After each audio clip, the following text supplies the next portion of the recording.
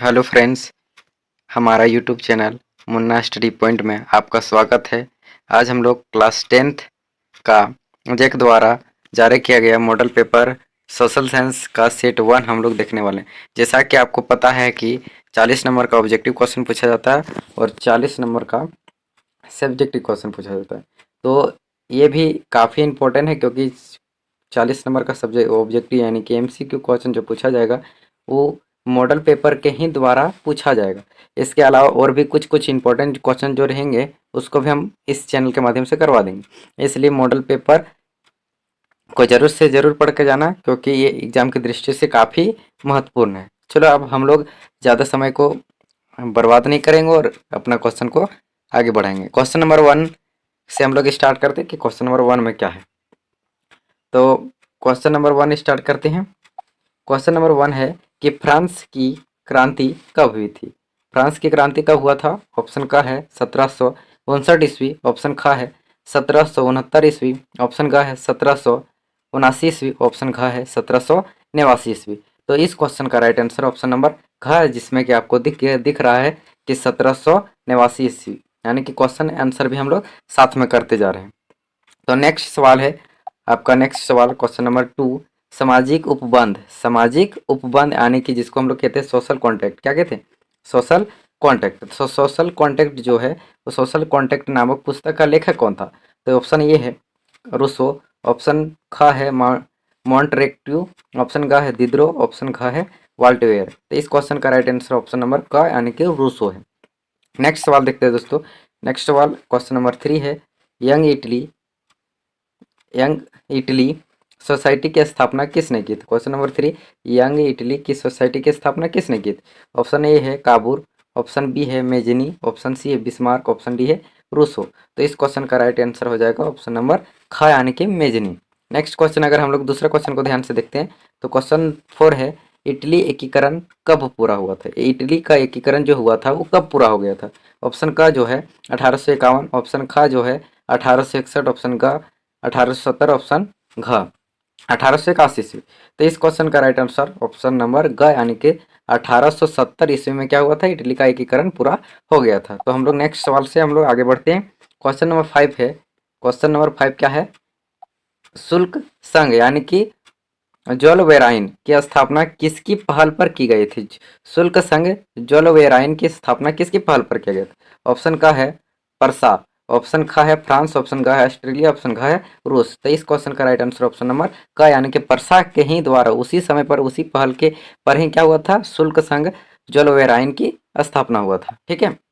Next question, question number 5। इस question का answer आप लोगों को काफ़ी हद तक पता होगा क्योंकि आप लोग भी काफ़ी दिनों से तैयारी कर रहे हैं। जालियांवाला बाग हत्याकांड कब हुआ था? तो ऑप्शन का है 13 अप्रैल 1919, ऑप्शन ख है 13 अप्रैल 1951, ऑप्शन ग है 20 अप्रैल 1919, ऑप्शन घ है 25 अप्रैल 1919। थोड़ा सा मिस प्रिंटिंग हुआ उसके लिए आप लोग टेंशन ना लें। और इसका राइट आंसर ऑप्शन नंबर का यानी कि 13 अप्रैल 1919 को क्या हुआ था?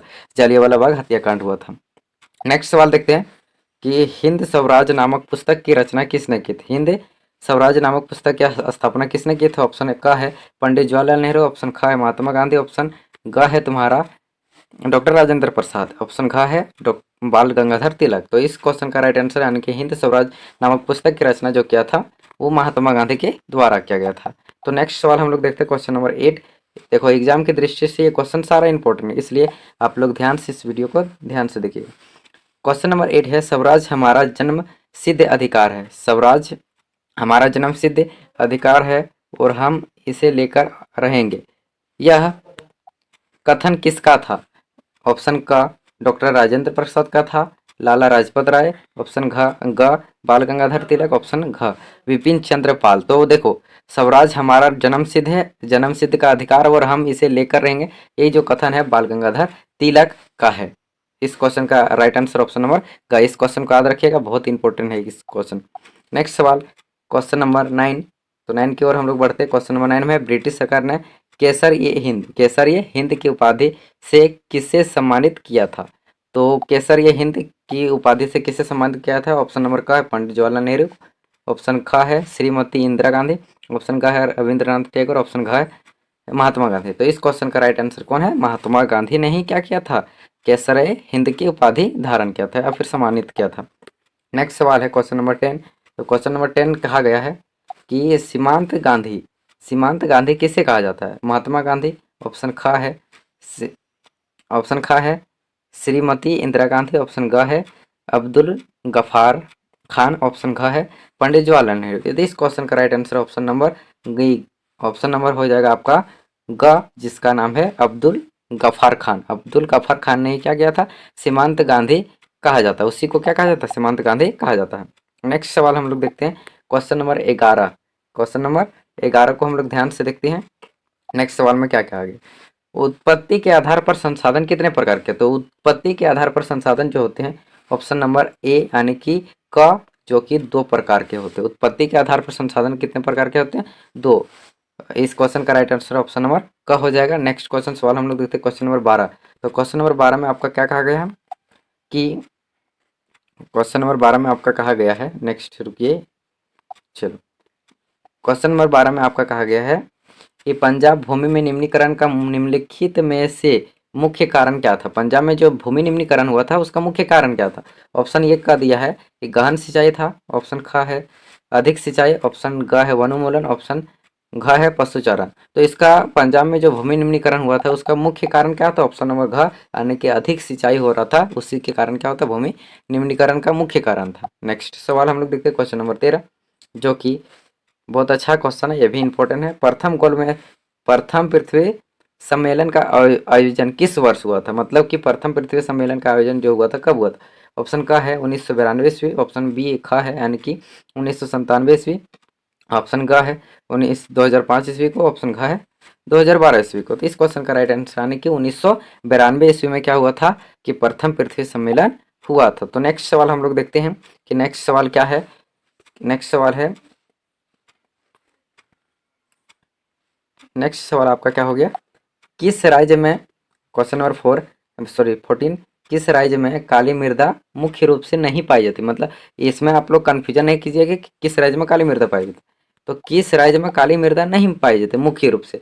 ऑप्शन का है महाराष्ट्र, ऑप्शन ख है गुजरात, ऑप्शन ग है मध्य प्रदेश, ऑप्शन घ है राजस्थान। तो राजस्थान में एक बात बताइए, वहां पर काली मृदा नहीं पाई जाती, वहां बालुई मृदा पाई जाती, इसलिए ऑप्शन नंबर क्या हो जाएगा? ख, घ यानी कि राजस्थान, ऑप्शन नंबर घ, जो कि आपका यहाँ स्क्रीन पर, क्योंकि हम लोग सारा आंसर भी अगर आप लोग को नोट करना है तो नोट करते जाइएगा, क्योंकि सारा अगर आप लोग आंसर नहीं देख पा रहे तो यहाँ पर दिख भी जा रहा है। नेक्स्ट सवाल है, इनमें से क्वेश्चन नंबर 15, इनमें से कौन सी टिप्पणी प्राकृतिक वनस्पति जात प्राणी जात के ह्रास का सही कारण नहीं है? ह्रास का मतलब होता है नहीं, कमी। तो क्या चीज कमी का सही कारण क्या नहीं है? ऑप्शन का है कृषि प्रसार, ऑप्शन ख है बृहद स्तरीय विकास परियोजनाएं, ऑप्शन ग है पशुचारण और ईंधन लकड़ी एकत्रित करना, ऑप्शन घ है तीव्र औद्योगिकरण और शहरीकरण। तो इस क्वेश्चन का राइट आंसर ऑप्शन नंबर क्या हो जाएगा? ग, यानी कि पशुचारण के साथ साथ ईंधन लकड़ी एकत्रित करना ही क्या कहलाता है? प्राकृतिक वनस्पति जात और प्राणी जात के ह्रास का यही कारण होता है, कारण ये नहीं होता है। ठीक है, तो नेक्स्ट सवाल क्या है? क्वेश्चन नंबर 16 हम लोग भी देख लेते हैं। 16 नंबर क्या है क्वेश्चन? एक मिनट, क्वेश्चन नंबर 16 क्या है? बाघ परियोजना की शुरुआत किस वर्ष हुई थी? परियोजना, बांध होना चाहिए, यहाँ पर बाघ लिख दिया।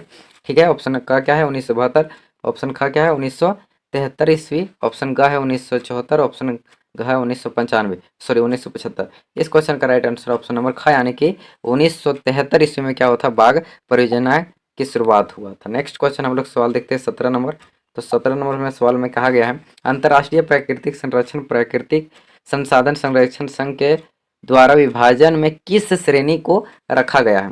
ऑप्शन का है संकटग्रस्त जातियां, ऑप्शन घ है दुर्लभ जातियां, ऑप्शन ग है लुप्त जातियां, इनमें से सभी। तो इनमें क्या होता है? अंतर्राष्ट्रीय प्राकृतिक संसाधन संरक्षण संघ के द्वारा विभाजन में किस श्रेणी को रखा गया? तो इसमें सभी श्रेणियों को रखा गया, यानी कि हम लोग कह सकते हैं कि संकटग्रस्त जातियों को भी रखा गया, दुर्लभ जातियों को भी रखा गया, लुप्त जातियों को भी रखा गया, और इनमें यानी कि सभी जातियों में क्या कहा गया है?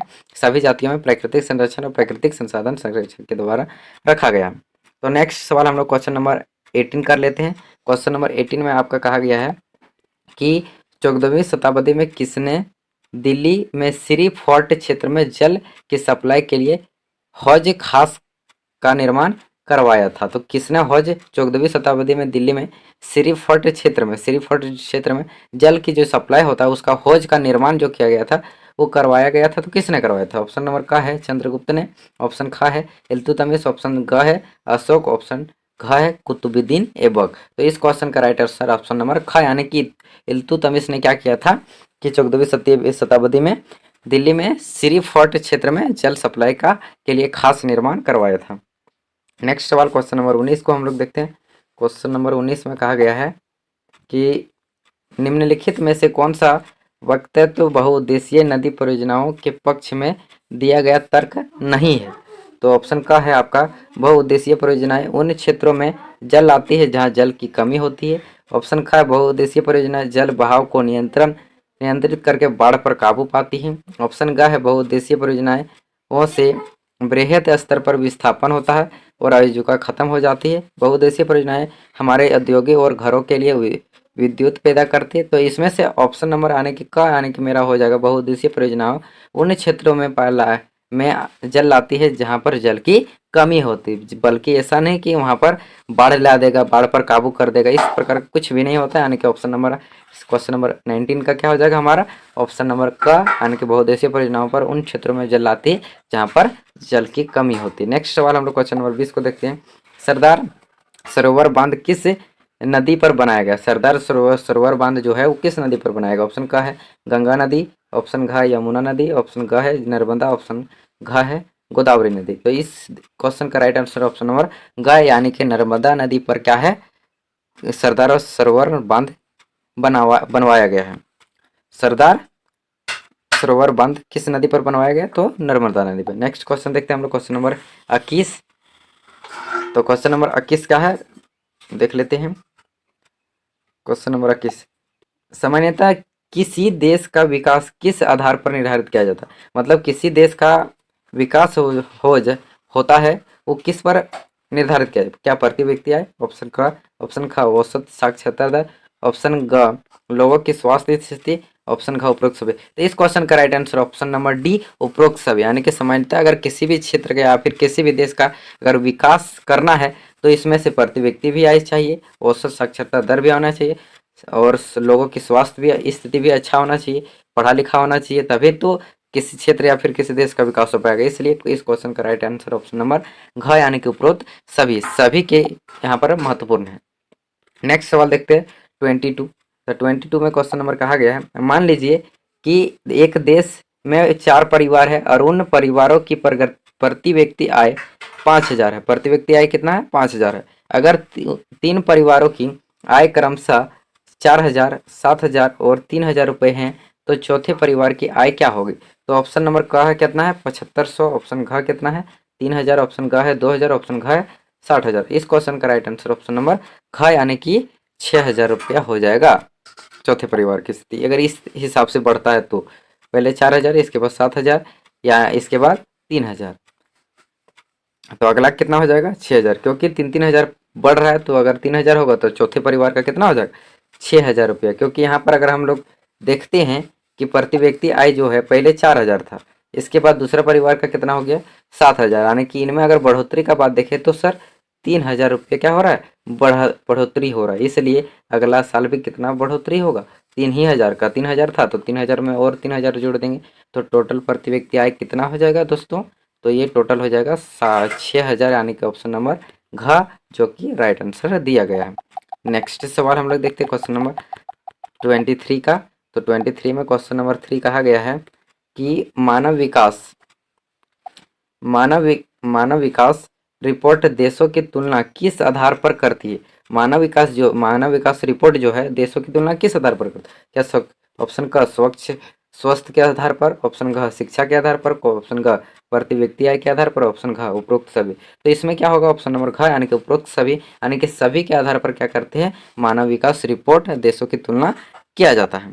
नेक्स्ट सवाल है क्वेश्चन नंबर 24 क्वेश्चन नंबर है 24 एक वर्ष में पैदा हुए 1,000 बच्चों में से 1 वर्ष की आयु से पहले मर जाने वाले बच्चों की संख्या क्या कहलाते हैं? तो देखो, एक वर्ष में पैदा हुआ 100 1000 बच्चों में से अगर एक वर्ष में जितना भी बच्चा मर जाता तो उस बच्चा को हम लोग कहते हैं सर, ऑप्शन नंबर क में जो दिया गया शिशु मृत्यु दर, यानी कि जो बच्चा में मरता है उसको हम लोग क्या कहते हैं? शिशु मृत्यु दर कहते हैं। तो ऑप्शन ख में मातृत्व मृत्यु दर है, ऑप्शन ग में है मृत्यु दर, ऑप्शन घ है औसत जन्म दर। तो इस क्वेश्चन का राइट आंसर ऑप्शन क यानी कि शिशु मृत्यु दर हो जाएगा। नेक्स्ट क्वेश्चन हम लोग सवाल क्वेश्चन नंबर 25 को देखते हैं। 24 तो हम लोग देख चुके हैं।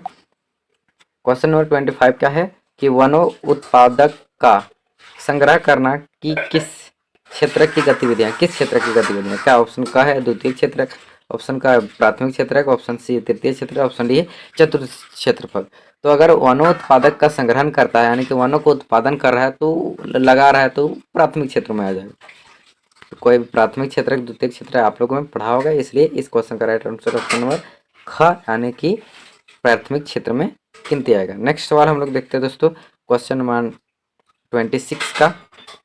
क्वेश्चन नंबर 26 में कहा गया है कि वे क्षेत्रक जो सरकार के द्वारा पंजीकृत होते हैं और उन्हें सरकारी नियमों और विनियमों का अनुपालन करना होता है वे क्या कहलाते हैं? तो वे क्या कहलाते हैं दोस्तों? तो वे कहलाते हैं ऑप्शन नंबर क में क्या दिया है? संगठित क्षेत्र, ऑप्शन ख असंगठित क्षेत्र, ऑप्शन ग असंगठित, ऑप्शन और असंगठित दोनों, इनमें से कोई नहीं, यानी कि इस क्वेश्चन का राइट आंसर ऑप्शन नंबर का यानी कि संगठित क्षेत्र ही कहलाते हैं। तो नेक्स्ट सवाल हम लोग देखते हैं 27 में क्वेश्चन कहा गया है कि रमेश सुरेश नरेश और राकेश 4 भाई। रमेश सुरेश नरेश और राकेश 4 भाई हैं। रमेश खेत में काम करता है, सुरेश किसी फैक्ट्री में काम मजदूरी करता है, नरेश एक शिक्षक है और राकेश एक टैक्सी ड्राइवर।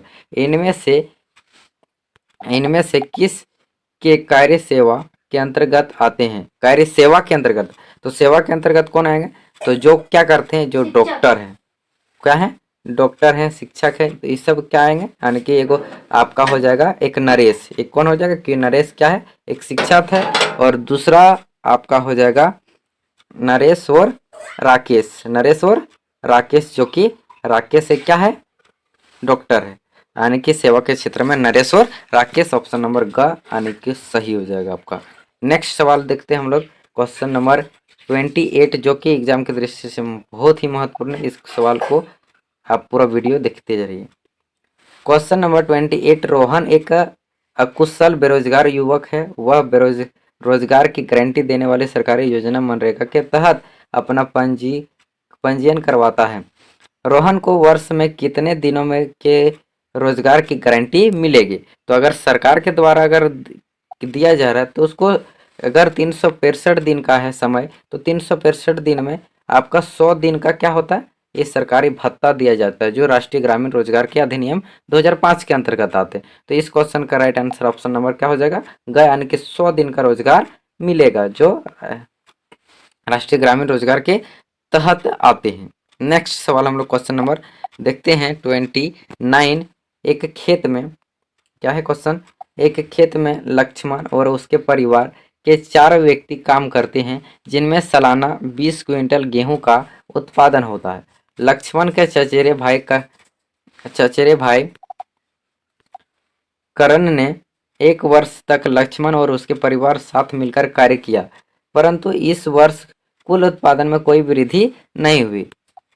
करण की परिस्थिति की किस श्रेणी में रखा जाएगा? तो करण का परिस्थिति है वो कौन सा श्रेणी में रखा जाएगा? क्या ऑप्शन ए मौसमी बेरोजगारी, ऑप्शन बी प्रक्षण बेरोजगारी, ऑप्शन सी शहरी शिक्षित, ऑप्शन डी बेरोजगार के अंतर्गत। तो इस क्वेश्चन का राइट आंसर हो जाएगा प्रक्षण बेरोजगारी। क्या हो जाएगा दोस्तों? प्रक्षण बेरोजगारी, जो कि ऑप्शन नंबर आपका ख में कहा गया है। तो इस क्वेश्चन का राइट आंसर हो जाएगा ऑप्शन नंबर ख, यानी कि प्रक्षण बेरोजगारी। यानी कि जो है वो करण की परिस्थिति को किस श्रेणी में रखा जाता है? तो करण की परिस्थिति को प्रक्षण बेरोजगारी के अंतर्गत रखा जाता है। तो हम लोग नेक्स्ट सवाल को देखते हैं क्वेश्चन नंबर 13। तो सॉरी 13 नहीं 30। तो अर्थव्यवस्था में प्रत्येक क्षेत्र के अंतिम उत्पादक की गणना क्यों की जाती है? ऑप्शन का है बेरोजगारी से बचने के लिए, ऑप्शन बी दोहरी गणना की समस्या से बचने के लिए, ऑप्शन सी अधिक लागत की समस्या बचने के लिए, ऑप्शन डी इनमें से कोई नहीं। तो इस क्वेश्चन का राइट आंसर है कि ऑप्शन नंबर ख, यानी कि गणना की समस्या से बचने के लिए क्या करते हैं? अर्थव्यवस्था में प्रत्येक क्षेत्र के अंतिम उत्पादक की गणना की जाती है। समझ गए। अब नेक्स्ट सवाल देखते हैं क्वेश्चन नंबर 31 का, यानी कि 31 नंबर क्वेश्चन में हम लोग पहुंच गए हैं। अब नेक्स्ट सवाल क्या है, सत्ता की साझेदारी के संबंध में निम्न में से कौन सा कथन असत्य है। सत्ता की साझेदारी के तहत कौन सा, ये जो है निम्न में से कौन सा कथन जो है सत्य असत्य है, सॉरी सत्य नहीं असत्य। ऑप्शन का है आपका, सत्ता की साझेदारी लोकतंत्र के लाभकार है। ऑप्शन का है, इससे सामाजिक समूहों में टकराव का अंदेशा घटता है। यह अस्थिर एवं आपसी फूट को बढ़ाती है। ऑप्शन घ, सत्ता में लोगों की भागीदारी बढ़ाती है। तो इस क्वेश्चन का राइट आंसर ऑप्शन नंबर घ, यह अस्थिरता एवं आपसी फूट को बढ़ाती है। नेक्स्ट सवाल क्वेश्चन नंबर हम लोग नेक्स्ट करते हैं, निम्न में कौन बेल्जियम का एक भाषाई समूह नहीं है। तो निम्न में से कौन सा है जो कि बेल्जियम का एक भाषाई समूह नहीं है। तो ऑप्शन नंबर का है फ्रेंच, ऑप्शन नंबर ख स्पेनिश, ऑप्शन ग है डच, ऑप्शन घ है जर्मनी। इस क्वेश्चन का राइट आंसर है स्पेनिश। क्या हो जाएगा, स्पेनिश। नेक्स्ट सवाल हम लोग देखते हैं जो कि 33 है। तो नेक्स्ट सवाल क्या कहा गया है कि स्वतंत्र राष्ट्र बनने के बाद श्रीलंका में किसे राज्य भाषा घोषित किया गया है। स्वतंत्र राष्ट्र बनने के बाद श्रीलंका में किसे राज्य भाषा घोषित किया गया है। क्या तमिल को, ऑप्शन का, ऑप्शन घ हिंदी, ऑप्शन घ पाली, ऑप्शन घ सिंधी सिहली। तो इस क्वेश्चन का राइट आंसर ऑप्शन नंबर घ, यानी कि सिहली भाषा को स्वतंत्र राष्ट्र बनने के बाद श्रीलंका में से राष्ट्रीय भाषा, राज्य की भाषा घोषित किया गया था। सिहली को याद रखिएगा। नेक्स्ट सवाल है, श्रीलंका स्वतंत्र राष्ट्र कब बना था। तो श्रीलंका स्वतंत्र राष्ट्र कब बना था, ये है क्वेश्चन नंबर 34। ऑप्शन का है 1945, ऑप्शन घ 1946, ऑप्शन घ 1947, ऑप्शन घ 1948। इस क्वेश्चन का राइट आंसर है ऑप्शन नंबर घ, यानी कि 1948 ईस्वी को क्या हुआ था, 1948 ईस्वी को क्या हुआ था, श्रीलंका स्वतंत्र राष्ट्र बना था। नेक्स्ट क्वेश्चन देखते हैं 35 का, निम्न में कौन सा संघवाद की एक विशेषता नहीं है।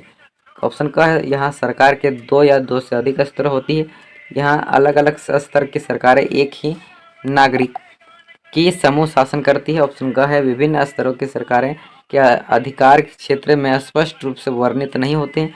ऑप्शन घ है, अदालतों को संविधान एवं विभिन्न स्तर की सरकारें के अधिकारों की व्याख्या करने का वर्णित कर नहीं होते हैं। तो इस क्वेश्चन का राइट ऑप्शन नंबर ग, यानी कि ऑप्शन नंबर ग में इस क्वेश्चन के राइट आंसर ऑप्शन नंबर ग क्या कहा गया है, विभिन्न स्तरों की सरकारें, सरकार के अधिकार क्षेत्र संविधान में स्पष्ट रूप से वर्णित नहीं होते, इसलिए इस क्वेश्चन का राइट ऑप्शन ऑप्शन नंबर ग। नेक्स्ट सवाल हम लोग देखते हैं दोस्तों, क्वेश्चन नंबर है 36। हम लोग इसमें टोटल 40 MCQ क्वेश्चन करने वाले हैं, जो कि अभी 36 देख चुके हैं, मतलब 35 देख चुके हैं, 36 देखने वाले। निम्न में कौन भारत की अनुसूचित भाषा के रूप में शामिल नहीं है। निम्न में से कौन सा है जो कि भारत के अनुसूचित भाषा के रूप में शामिल नहीं है। ऑप्शन का है अरबी, ऑप्शन बी है Maithili, option C Santhali, option D है असमिया। तो इसमें अरबी भाषा जो होता है दोस्तों, वो भारत के अनुसूचित भाषा के में शामिल नहीं। टोटल अगर हम लोग 22 भाषा जो है भारत के अनुसूचित भाषा के रूप में शामिल हुआ है, उसको नेक्स्ट वीडियो में हम लोग बता देंगे। तो हम लोग याद रखते हैं कि अरबी भाषा जो है वो भारत में अनुसूचित भाषा के रूप में शामिल नहीं किया गया। टोटल 22 भाषा को हमारा भारत में अनुसूचित भाषा के अंतर्गत रखा गया। तो नेक्स्ट सवाल क्वेश्चन नंबर 37 का हम लोग देखते हैं, निम्न में कौन सुमेलित नहीं है, कौन सा सुमेलित नहीं है। तो राज्य सरकार राज्य सूची, ख नंबर क्या है, केंद्र सरकार राजसंघीय सूची, केंद्र और राज्य सरकार समवर्ती सूची, स्थानीय सरकार अवशिष्ट अधिकार। तो इनमें से क्वेश्चन नंबर राइट, यानी कि ऑप्शन नंबर घ क्या है, स्थानीय सरकार जो होती है अवशिष्ट अधिकार उसको मिलता है, यानी कि ये वाला जो है वो एकदम बिल्कुल गलत कहा गया है, यानी कि अवशिष्ट सरकार नहीं मिलता है। तो हम लोग नेक्स्ट सवाल देखते हैं क्वेश्चन नंबर 38 का, जो कि हम लोग का अब लास्ट 2 क्वेश्चन बचे हैं। भारत में विकेंद्रीकरण के संबंध में कौन सत्य है, विकेंद्रीकरण में के संबंध में कौन सा सत्य है। तो सत्य को हम लोग ढूंढते हैं, अब स्थानीय स्वशासी निकायों के चुनाव नियमित रूप से कराना संवैधानिक बाध्य नहीं है। ऑप्शन ख क्या है, वास्तविक विकेंद्रीकरण की दिशा में एक बड़ा कदम 1992 ईस्वी में उठाया गया, क्या ये सही है। या फिर ऑप्शन नंबर ग, कम से कम 1/4 पद महिलाओं के लिए आरक्षित होने चाहिए, क्या ये सच है। या ऑप्शन नंबर घ, यानी कि पंचायत और नगरपालिका चुनाव कराने के लिए राष्ट्रीय चुनाव आयोजन नामक स्वतंत्र संस्था का गठन किया गया, क्या ये सही। तो इस क्वेश्चन का राइट आंसर ऑप्शन नंबर ख यानी कि वास्तविक विकेंद्रीकरण की दिशा में क्या किया गया, एक बड़ा कदम 1992 ईस्वी में उठाया गया। वही क्या है, यही सत्य है जो कि भारत में विकेंद्रीकरण के संबंध को सत्य बता रहा है।